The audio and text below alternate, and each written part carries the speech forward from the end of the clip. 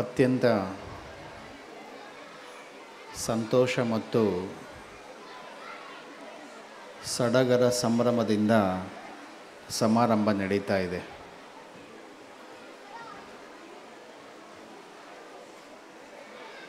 ಮೊದಲಿಗೆ ಮಕ್ಕಳು ತುಂಬ ಚೆನ್ನಾಗಿ ಮಾತನಾಡಿದ್ದಾರೆ. ಅವರ ಮಾತು ಚೆನ್ನಾಗಿತ್ತು. ನಮ್ಮ ಪಕ್ಕದಲ್ಲಿ SR ಮಂಜುನಾಥ್ ಅವ್ರಿಗೆ ಹೇಳ್ತಾ ಇದ್ದೆ, ಬಸವರಾಜ್ ಅವ್ರಿಗೆ, ನಾವು ಮಾತನಾಡೋದೇನಿಲ್ಲ, ಮಕ್ಕಳು ಮಾತಾಡೋದೇ ತುಂಬ ಚೆನ್ನಾಗಿ ಮಾತನಾಡ್ತಿದ್ದಾರೆ. ವೇದಿಕೆ ಒಂದು ಔಪಚಾರಿಕ ಅಷ್ಟೇ.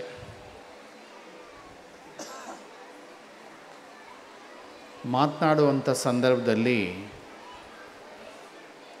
ಜೀವನದ ಮುಖ್ಯ ಗುರಿ ಏನು, ನನಗೆ ಯಾವ ವ್ಯಕ್ತಿ ಮಾದರಿಯಾಗಿ ನಾನು ತೆಗೆದುಕೊಂಡಿದ್ದೀನಿ ಅನ್ನೋದನ್ನು ಕುರಿತು ಮಕ್ಕಳು ಅಭಿಪ್ರಾಯಗಳನ್ನು ವ್ಯಕ್ತಪಡಿಸ್ತಾ ಇದ್ದರು. ಬಹಳಷ್ಟು ಜನ ಪೋಷಕರು ಮತ್ತು ಶಿಕ್ಷಕರು ಈಗಾಗಲೇ ಅವರಿಗೆ ಸಿದ್ಧತೆಯನ್ನು ಮಾಡಿದ್ರಿ. ನಾನು ವೈದ್ಯನಾಗುತ್ತೇನೆ, ನಾನು ವಕೀಲನಾಗುತ್ತೇನೆ, ನಾನು ಸೈನಿಕನಾಗುತ್ತೇನೆ, ನಾನು ಜಡ್ಜ್ ಆಗುತ್ತೇನೆ, ನಾನು ಒಬ್ಬೊಳ್ಳೆ ಕ್ರೀಡಾಪಟು, ಕ್ರಿಕೆಟ್ ಆಡುವ ವ್ಯಕ್ತಿ ಆಗ್ತೇನೆ. ಎಲ್ಲರೂ ಹೇಳಿದ್ರು. ನಾನು ಕೃಷಿಕನಾಗುತ್ತೇನೆ ಅಂತ ಯಾರೂ ಹೇಳಲಿಲ್ಲ. ನಾನು ರೈತನಾಗುತ್ತೇನೆ ಅಂತ ಯಾರೂ ಹೇಳಲಿಲ್ಲ. ನಾನು ಯಾರಾದರೂ ಒಬ್ಬರು ಹೇಳ್ತಾನೆ ಡಿಫ್ರೆಂಟಾಗಿ ಅಂತ ನೋಡ್ತಲೇ ಇದ್ದೆ. ಅನ್ನದಾತನಾಗ್ತೀನಿ ಅನ್ನುವಂಥದ್ದು ಅಂದರೆ ಪೋಷಕರೂ ನೀವು ಹೇಳ್ಕೊಡ್ತಾ ಇಲ್ಲ, ಶಿಕ್ಷಕರು ಹೇಳ್ಕೊಡ್ತಾ ಇಲ್ಲ. ಅನ್ನದಾತನಾಗೋದು ಅಂತಂದರೆ ಸಾಕ್ಷಾತ್ ದೇವರಾದಂಗೆ, ಅದು ಮನುಷ್ಯರಾದಂಗಲ್ಲ.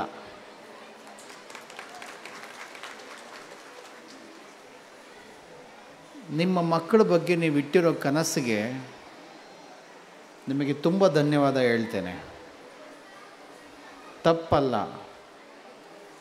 ನಿಮ್ಮ ಮಕ್ಕಳನ್ನು ನೀವು ಸಂತೋಷವಾಗಿಡಬೇಕು, ಸ್ವಾವಲಂಬಿಯಾಗಿಡಬೇಕು, ಸಮಾಧಾನವಾಗಿಡಬೇಕು, ಅತ್ಯಂತ ಭದ್ರತೆಯಿಂದ ಅವ್ರ ಬದುಕು ನಿರ್ಮಾಣ ಆಗಬೇಕು ಅನ್ನೋದರಲ್ಲಿ ಆಸೆ ಪಡೋದು ತಪ್ಪಲ್ಲ. ಇದ್ರ ನಡುವೆ ಒಂದು ಸ್ವಲ್ಪ ಮೌಲ್ಯಗಳನ್ನು ಮರ್ತು ಬಿಡ್ತೇವೆ. ನನ್ನ ಹಿಂದೆ ಕುಳಿತಂಥ ಇಬ್ಬರು ಪೋಷಕರು ಇಷ್ಟೊಂದು ಜನ ವೈದ್ಯರಾಗ್ತಾ ಇದ್ದಾರಲ್ಲ, ಇಷ್ಟು ಜನ ರೋಗಿಗಳನ್ನೆಲ್ಲಿ ಹಿಡ್ಕೊಂಬರ್ಬೇಕು ಅಂತ. ಎಲ್ಲರೂ ವೈದ್ಯರಾದರೆ ರೋಗಿಗಳೆಲ್ಲಿರ್ತಾರೆ ಅನ್ನೋ ಪ್ರಶ್ನೆ.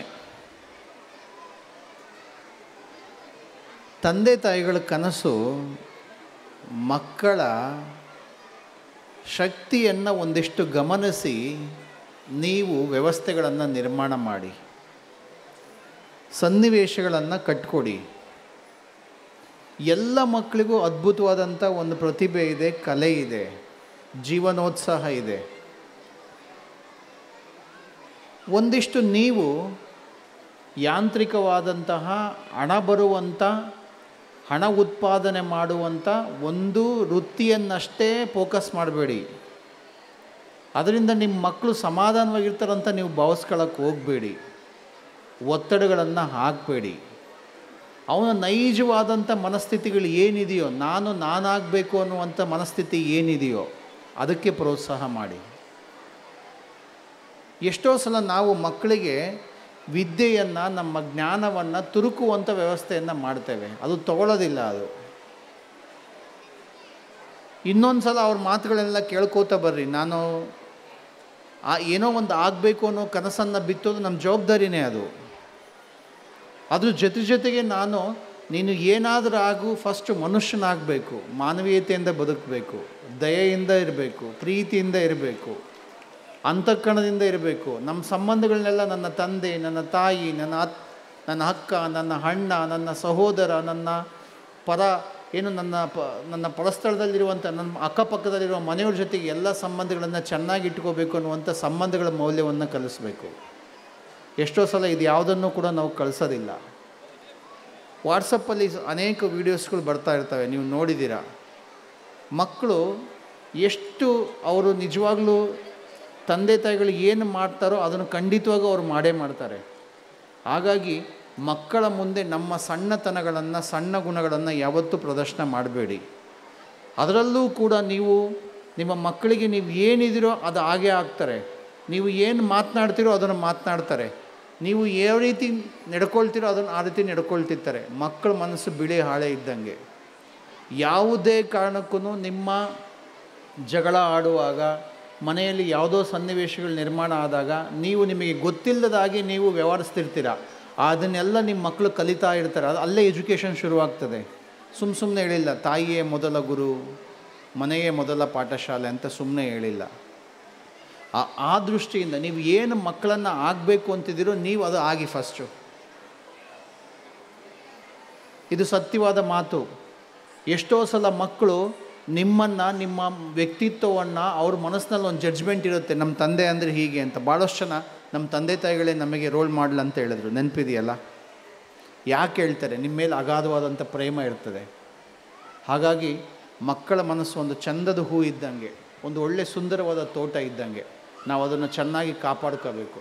ಆ ದೃಷ್ಟಿಯಿಂದ ಸಣ್ಣ ಸಣ್ಣ ವಿಚಾರಗಳಿಗೆ ನಮಗೆ ಗೊತ್ತಿಲ್ಲದಾಗೆ ನಾವು ನಮ್ಮ ಮನೆಯಲ್ಲಿ ಮಾತನಾಡ್ತಾ ಇರ್ತೇವೆ. ಐನ್ಸ್ಟೀನ್ ಹೆಸರು ನೀವು ಕೇಳಿದ್ದೀರಾ.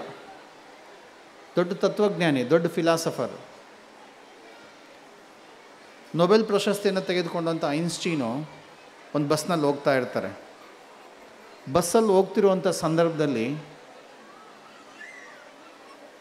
ಬಸ್ನಲ್ಲಿ ಕುಳಿತುಕೊಂಡ ತಕ್ಷಣವೇ ಎಲ್ಲರೂ ತಿರುಗಿ ನೋಡ್ತಾರೆ. ಯಾಕೆಂದರೆ ನೊಬೆಲ್ ಪ್ರಶಸ್ತಿ ಪುರಸ್ಕೃತರು ಐನ್ಸ್ಟೀನ್ ನಮ್ಮ ಬಸ್ನಲ್ಲಿ ಕೂಳ್ತಿದ್ದಾರೆ ಅಂಥೇಳಿ ಎಲ್ಲ ಕುಳಿತಿರುವಂಥ ಎಲ್ಲರೂ ಕೂಡ ಆಶ್ಚರ್ಯದಿಂದ ನೋಡ್ತಾ ಇರ್ತಾರೆ.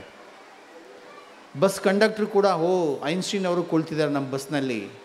ಡ್ರೈವರು ಕೂಡ ತಿರುಗಿ ನೋಡ್ತಾರೆ, ಐನ್ಸ್ಟೀನ್ ಅವರು ಕುಳಿತಿದ್ದಾರೆ ನಮ್ಮ ಬಸ್ನಲ್ಲಿ. ಎಲ್ಲರಿಗೂ ಒಂಥರ ಹೆಮ್ಮೆ.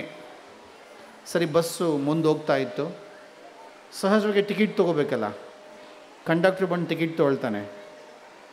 ಅವರು ಒಂದು ಯೂನಿವರ್ಸಿಟಿಗೆ ಹೋಗಬೇಕಾಗಿರುತ್ತೆ. ಟಿಕೆಟನ್ನು ಖರೀದಿ ಮಾಡ್ತಾರೆ. ಟಿಕೆಟನ್ನು ಖರೀದಿ ಮಾಡಿದ ತಕ್ಷಣ ಕಂಡಕ್ಟ್ರು ಟಿಕೆಟು ಮತ್ತು ಚಿಲ್ಲರೆಯನ್ನು ಕೊಡ್ತಾನೆ ಕೈಗೆ. ಸರಿ, ಐನ್ಸ್ಟೀನ್ ಅವರು ಜೋಬಲ್ಲಿ ಇಟ್ಕೊಳ್ಳೋದಕ್ಕಿಂತ ಮುಂಚೆ ಟಿಕೆಟ್ ದರ ನೋಡ್ತಾರೆ ಮತ್ತು ತಾವು ಕೊಟ್ಟಂಥ ಹಣ ಎಷ್ಟು, ಅದಕ್ಕೆ ಚಿಲ್ಲರೆ ಎಷ್ಟು ಅಂತ ನೋಡ್ತಾರೆ. ಚಿಲ್ಲರೆ ಸ್ವಲ್ಪ ಕಡಿಮೆ ಕೊಟ್ಟಿರ್ತಾನೆ ಅವನು. ಇವ್ರಿಗೆ ಅನಿಸುತ್ತೆ ಸ್ವಲ್ಪ ಕಡಿಮೆ ಕೊಟ್ಟಿದ್ದೇನಂತ. ತಿರುಗಿಸಿ ವಾಪಸ್ ಕೊಡ್ತಾರೆ, ಚಿಲ್ಲರೆ ಸರಿಯಾಗಿ ಕೊಡಪ್ಪ ಅಂತ.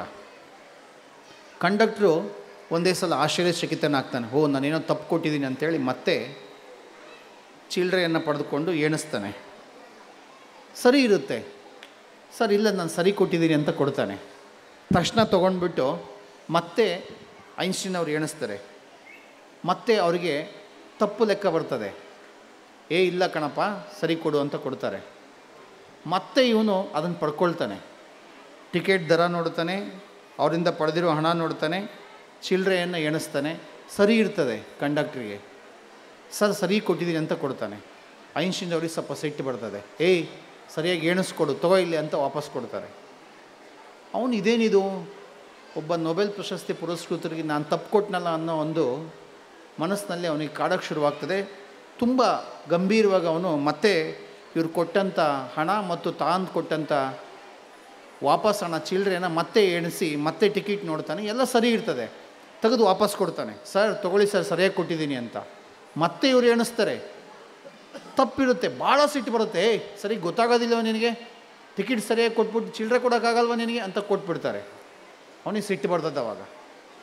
ಮತ್ತೆ ಇವನು ಕರೆಕ್ಟಾಗಿ ಎಣಿಸಿ, ಸರ್ ನಾನು ಸರಿ ಕೊಟ್ಟಿದ್ದೀನಿ, ನೀವು ಸರಿಯಾಗಿ ಎಣಿಸ್ಕೊಳ್ರಿ, ನಾನು ಚಿಲ್ಲರೆ ಸರಿ ಕೊಟ್ಟಿದ್ದೀನಿ, ನೀವು ಸರಿಯಾಗಿ ಎಣಿಸ್ಕೊಳ್ಳಿ ಅಂತ ಸಮಾಧಾನವಾಗಿ ಎಣಿಸ್ತಾರೆ. ಚಿಲ್ಲರೆ ಸರಿಯೇ ಇರ್ತದೆ.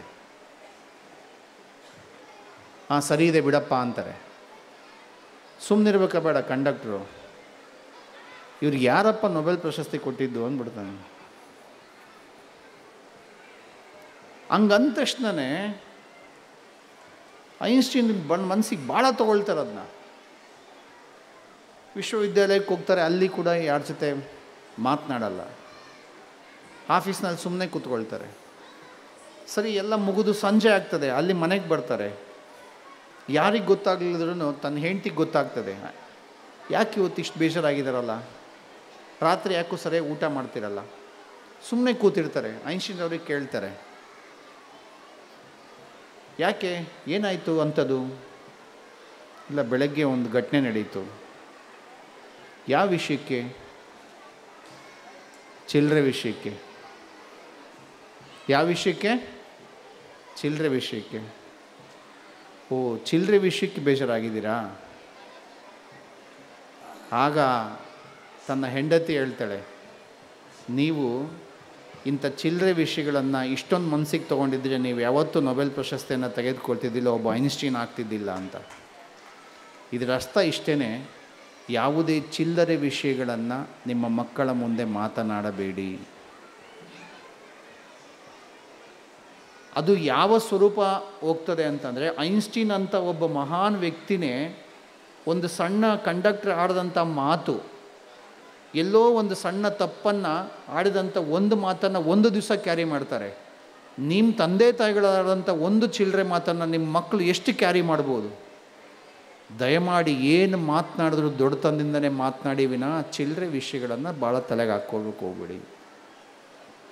ಇವತ್ತು ಶಿಕ್ಷಕರು, ವ್ಯವಸ್ಥಾಪಕರು, ಸಂಘಟಕರು ಏನನ್ನು ನಾವು ತುಂಬಕ್ಕೆ ಪ್ರಯತ್ನ ಪಡ್ತೀವಿ ಮಕ್ಕಳಲ್ಲಿ ಅಂದರೆ ದೊಡ್ಡತನಗಳನ್ನು ತುಂಬೋ ಪ್ರಯತ್ನ ಮಾಡ್ತೀವಿ. ದೊಡ್ಡ ಗುಣಗಳನ್ನು ಬೆಳೆಸ್ಕೋಬೇಕು. ಎಂಥ ಬಡತನ ಬರಲಿ, ಹಸಿವು ಬರಲಿ, ಏನೇ ಬರಲಿ, ನಾನು ನಮ್ಮ ತನಗಳನ್ನು, ವ್ಯಕ್ತಿತ್ವವನ್ನು ಬಿಟ್ಕೊಡ್ಬಾರ್ದು. ನಾನು ಮಾನವೀಯದಿಂದ ಬದುಕಬೇಕು ಅನ್ನೋದನ್ನು ಎತ್ತಿ ತೋರಿಸ್ಬೇಕು. ನಾವು ಯಾರು ದೊಡ್ಡ ದೊಡ್ಡ ಶ್ರೀಮಂತರ ಫೋಟೋಗಳನ್ನು ಮನೇಲಿ ಹಾಕ್ಕೊಳ್ಳಲ್ಲ. ಬುದ್ಧಂದು ಹಾಕ್ಕೊಳ್ತೀವಿ, ಬಸವಣ್ಣಂದು ಹಾಕ್ಕೊಳ್ತೀವಿ, ಅಂಬೇಡ್ಕರ್ದು ಹಾಕ್ಕೊಳ್ತೀವಿ, ಪೈಗಂಬರ್ದು ಹಾಕ್ಕೊಳ್ತೀವಿ, ಯೇಸು ಕ್ರಿಸ್ತನ ಹಾಕ್ಕೊಳ್ತೀವಿ, ಗಾಂಧೀಜಿನ ಹಾಕ್ಕೊಳ್ತೀವಿ, ಅಂಬೇಡ್ಕರನ್ನು ಹಾಕ್ಕೊಳ್ತೀವಿ. ಯಾಕೆ ಅಂದರೆ ಅವ್ರದ್ದೆಲ್ಲ ಜೀವನ ತ್ಯಾಗ, ಮೌಲ್ಯಗಳಿಂದ ಕೂಡಿತ್ತು ಅಂತ. ಆ ದೃಷ್ಟಿಯಿಂದ ಪ್ರತಿ ಒಂದು ಸಲನೂ ನಿಮ್ಮ ಮಕ್ಕಳಲ್ಲಿ ದೊಡ್ಡ ದೊಡ್ಡ ಗುಣಗಳನ್ನು ಅವರಿಗೆ ಕಲಿಸ್ತಾ ಹೋಗ್ರಿ. ಅದನ್ನು ನೀವೆಲ್ಲಿ ತನಕ ನಾವು ಕಲಿಸೋದಿಲ್ಲ, ನಾವೇನು ಶಿಕ್ಷಣ ಕೊಟ್ಟರು ಸಂಸ್ಕಾರ ಕೊಟ್ಟಂಗೆ ಆಗೋದಿಲ್ಲ. ಆ ದೃಷ್ಟಿಯಿಂದ ಇವತ್ತು ಮಾನಸ ಇಂಟರ್ನ್ಯಾಷನಲ್ ಸ್ಕೂಲ್ ಸುಮಾರು 5 ವರ್ಷಗಳ ಹಿಂದೆ ಈ ಶಾಲೆ ಪ್ರಾರಂಭ ಆಗಿದೆ. ತುಂಬ ಅರ್ಥಪೂರ್ಣವಾಗಿ ನಡೀತಾ ಇದೆ. ನಾನು ಕಳೆದ ವರ್ಷವೇ ಈ ಶಾಲೆಯ ವಾರ್ಷಿಕೋತ್ಸವಕ್ಕೆ ಬಂದಿದ್ದೆ. ಎಷ್ಟು ಬೇಗ 1 ವರ್ಷ ಮುಗಿದೋಗಿದೆ ನೋಡಿ. ಎಷ್ಟು ಬೇಗ ಮಾನಸ ಇಂಟರ್ನ್ಯಾಷನಲ್ ಎಲ್ಲ ಶಾಲೆಗಳು ಇನ್ನೂ ಯಾವುದೇ ಕಲ್ಚರಲ್ ಪ್ರೋಗ್ರಾಮ್ನ ಶುರು ಮಾಡಿಲ್ಲ, ಆದರೆ ತುಂಬ ಅತ್ಯಂತ ಅಡ್ವಾನ್ಸ್ ಆಗಿ ಕಲ್ಚರಲ್ ಪ್ರೋಗ್ರಾಮನ್ನು ಶುರು ಮಾಡಿದೆ. ಏಕೆ ಅಂದರೆ ಮಾನಸ ಇಂಟರ್ನ್ಯಾಷನಲ್ ಸ್ಕೂಲಿನ ಒಂದು ಶಿಸ್ತು ತುಂಬ ಚೆನ್ನಾಗಿದೆ. ಎಲ್ಲ ಕಾರ್ಯಕ್ರಮಗಳನ್ನು ಶಿಸ್ತುಬದ್ಧವಾಗಿ ರೂಪಿಸಬೇಕು. ಮಕ್ಕಳನ್ನು ಪಕ್ಕದಲ್ಲಿ ನಮ್ಮ ಸುಬ್ಬಯ್ಯನವರು ಕೂತ್ಕೊಂಡಿದ್ದರು. ನನ್ನ ಹತ್ರ ಚರ್ಚೆ ಮಾಡಬೇಕಾದ್ರೆ ಶಿಕ್ಷಣದ ಬಗ್ಗೆನೇ ಅವರು ಚರ್ಚೆ ಮಾಡಿದ್ರು. ಯಾಕೆ ಅಂತಂದರೆ ಈ ದೇಶಕ್ಕೆ, ಈ ನಾಡಿಗೆ, ಈ ಜನಕ್ಕೆ ನಾವೇನು ಕೊಡ್ಬೋದು ಅನ್ನುವಂಥದ್ದನ್ನು ಮನಸ್ಸಿನಲ್ಲಿ ಇಟ್ಟುಕೊಂಡು ಸದುದ್ದೇಶದಿಂದ ಬದುಕೋರು ಶ್ರೀಯುತ ಸುಬ್ಬಯ್ಯನವರು ಮತ್ತು ಅವರ ಮಕ್ಕಳು ಮತ್ತು ಎಲ್ಲ ಟ್ರಸ್ಟಿಗಳು ಕೂಡ ಈ ಕೆಲಸ ಮಾಡ್ತಾಯಿದ್ದಾರೆ.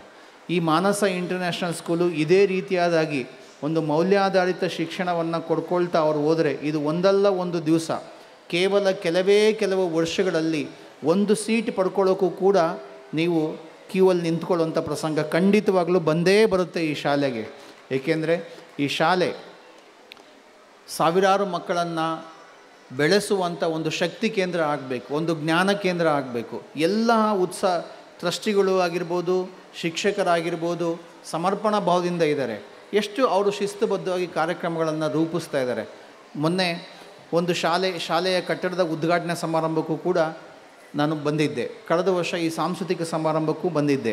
ಅಲ್ಲಿ ಕಾಣುವಂಥದ್ದೇನಪ್ಪ ಅಂತಂದರೆ ಒಂದು ಶಿಸ್ತು, ಒಂದು ಸ್ವಚ್ಛತೆ ಮತ್ತು ಮಕ್ಕಳಲ್ಲಿ ಭಾಷಾ ಜ್ಞಾನ, ಒಂದು ಪ್ರೌಢಿಮೆಯನ್ನು, ಕನ್ನಡದ ಭಾಷೆ ಬಗ್ಗೆ ಆ ಮುದ್ದು ಮಕ್ಕಳು ಮಾತನಾಡೋದನ್ನು ನೋಡಿದ್ರೆ ಎಷ್ಟು ಸಂತೋಷ ಆಗ್ತಾಯಿತ್ತು.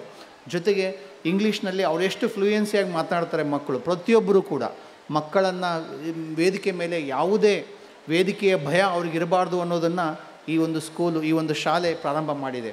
ಎಲ್ಲ ರೀತಿಯಿಂದ ಒಂದು ಮಕ್ಕಳ ಸರ್ವಾಂಗೀಣ ಅಭಿವೃದ್ಧಿಗೆ ಈ ಶಾಲೆ ಚೆನ್ನಾಗಿ ದುಡಿತಾ ಇದೆ. ಈ ಶಾಲೆಯ ಎಲ್ಲ ವ್ಯವಸ್ಥಾಪಕ ವರ್ಗದವರು, ಕಮಿಟಿಯವರು ಇನ್ನೂ ಹೆಚ್ಚು ಈ ಶಾಲೆಯನ್ನು ಬೆಳೆಸುವಂಥ ಪ್ರಯತ್ನಕ್ಕೆ ಅವರು ಕೈ ಹಾಕಬೇಕು. ಅದಕ್ಕೆಲ್ಲರ ನಿಮ್ಮರ ಸಹಕಾರ ಅತ್ಯಗತ್ಯ. ಯಾವಾಗಲೂ ಕೂಡ ಕೇವಲ ಮ್ಯಾನೇಜ್ಮೆಂಟು, ಶಿಕ್ಷಕರ ಪಾತ್ರನೇ ಶಾಲೆಗೆ ಸೇರಿಸಿದ ತಕ್ಷಣ ಮುಕ್ತಾಯ ಆಯಿತು ಅಂತ ನೀವು ಭಾವಿಸ್ಕೊಳ್ಬೇಕು ಹೋಗಬಾರ್ದು. ನೀವೆಲ್ಲರೂ ಕೂಡ ಮಕ್ಕಳ ಬೆಳವಣಿಗೆಗೆ ನಮ್ಮ ಹಣ ಅಥವಾ ಫೀಸನ್ನು ಕಟ್ಟೋದು ಅಷ್ಟೇ ನಮ್ಮ ಕರ್ತವ್ಯ ಅಂತ ಭಾವಿಸ್ಕೊಳ್ಳೋಕೆ ಹೋಗಬಾರ್ದು. ಅವರೆಲ್ಲರೂ ಕೂಡ ಒಂದೊಂದು ಒಂದು ಬ್ರೋಚರನ್ನು ಕೊಟ್ಟಿದ್ದಾರೆ, ಒಂದು ಪುಸ್ತಕ. ಮಕ್ಕಳನ್ನ ಅಡಿಕೆ ತೋಟಕ್ಕೆ ಕರ್ಕೊಂಡು ಹೋಗಿ ಅಲ್ಲಿ ಅಡಿಕೆ ಬೆಳೆಯೋ ಜ್ಞಾನವನ್ನು ಕೂಡ ಅವ್ರು ಕಲಿಸಿದ್ದಾರೆ.